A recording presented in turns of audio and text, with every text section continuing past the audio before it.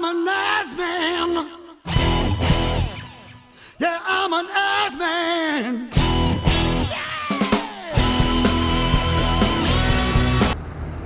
Welcome to the Squared Circle 101. Today we're going to cover the state of wrestling, starting first with the WWE. First I want to talk about Kane getting a push. It's about time, considering he's only won one World Championship with all the hell they put him through.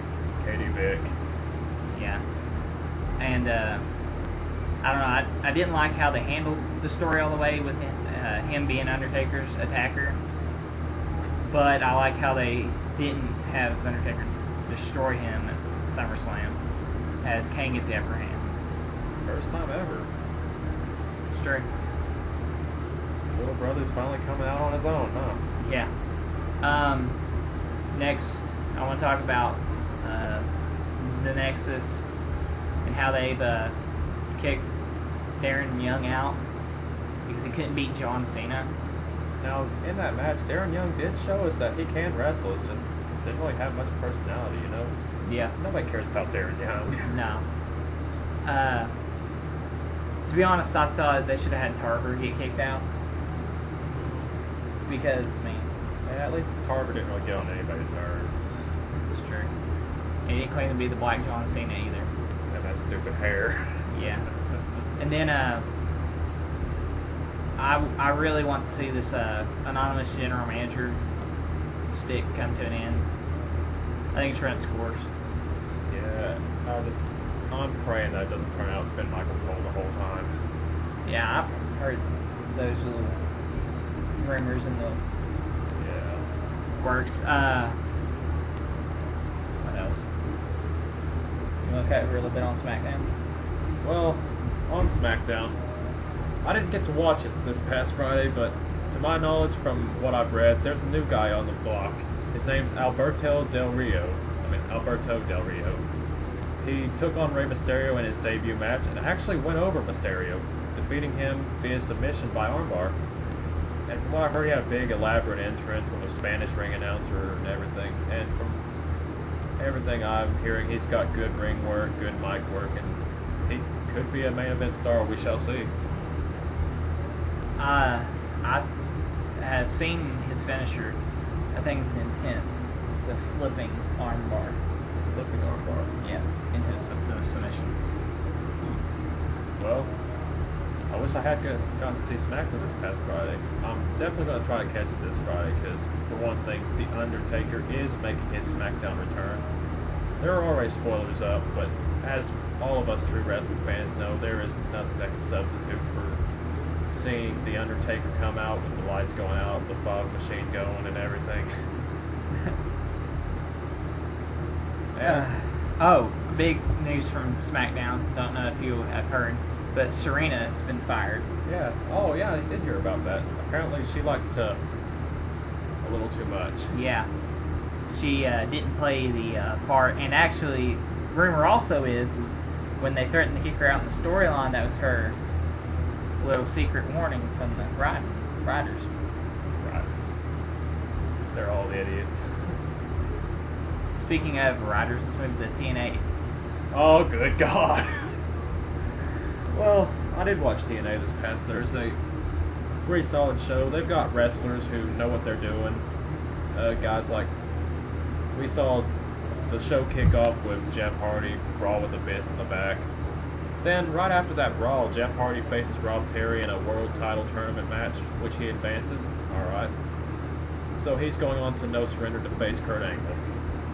Now, however, on reaction, it shows Jeff Hardy brawl with the Fist again.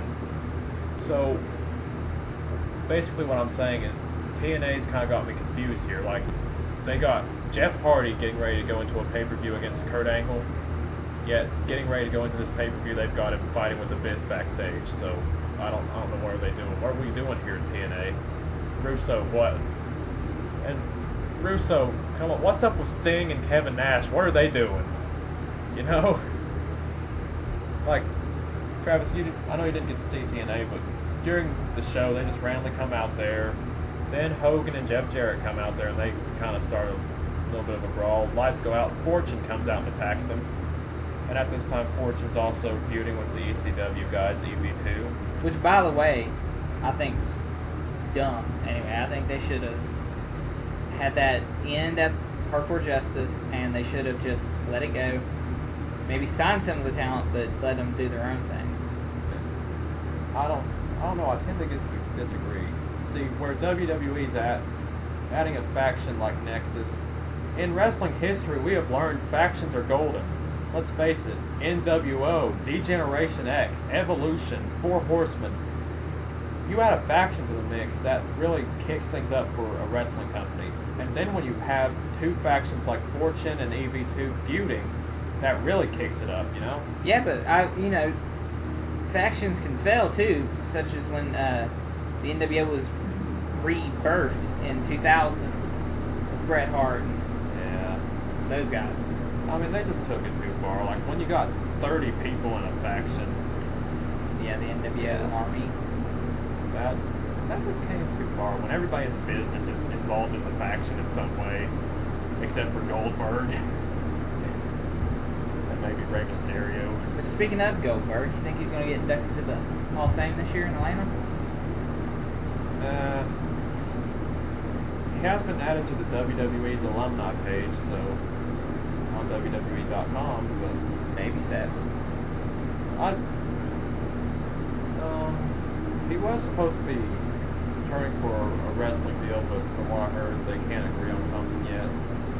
I heard it was the exact money. Because he's wanting to get overpaid for it because it's, I don't know, just one of his little deal things. Although I am predicting that at this year's WrestleMania Hall of Fame induction ceremony, I am predicting Shawn Michaels' induction this year. Think this soon? I mean, why not? You know? I also heard stirrings about Macho Man maybe getting a nod soon. Yeah. Now, one that's really being hinted towards is the Ultimate Warrior. Just think about it. They've recently added him to the WWE's opening video for the show.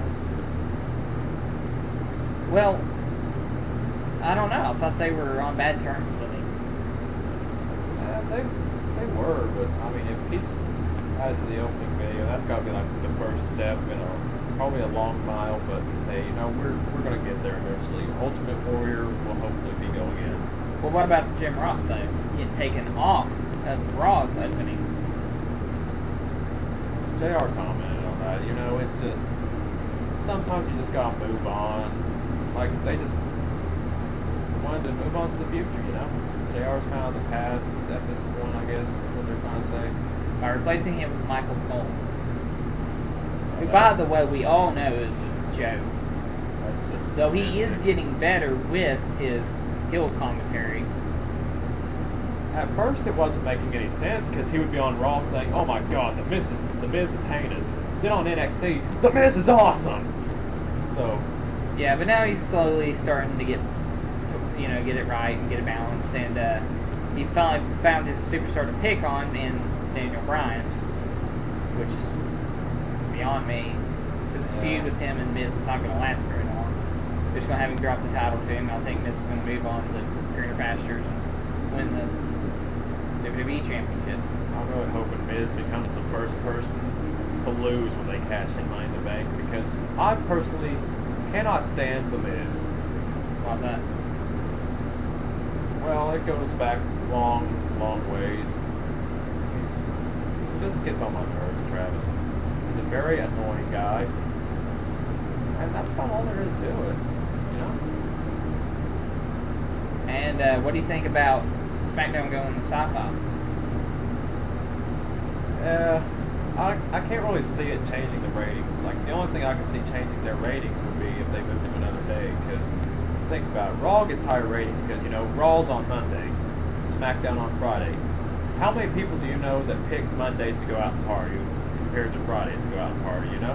Yeah, and the only time that the WWE on Mondays has any competition really is during football season, Monday Night Football.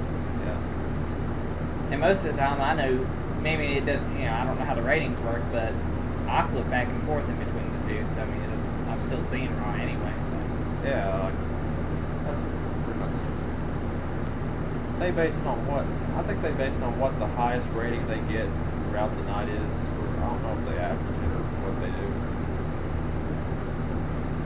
well, that'll about wrap it up for the Squared Circle 101. If you like the video, subscribe. If you got any questions, we'll answer them for you.